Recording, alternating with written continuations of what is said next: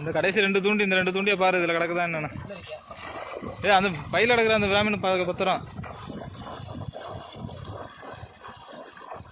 நட்டி உள்ள எழுதிருக்கு தானே? நட்டி உள்ள எழுதிருக்கா பாரு.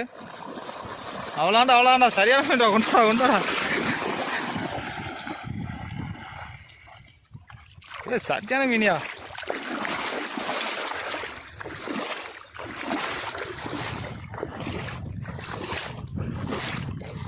காட்டு இது வந்துடுறேன். அப்பா முரட்டு மீனாக இருக்கு. செம்ம மீன்.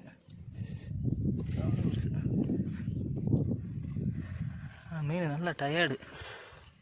காலைல மதியம் போட்டதில்லை, சரியான டயர்டு. எடுக்க முடியாது.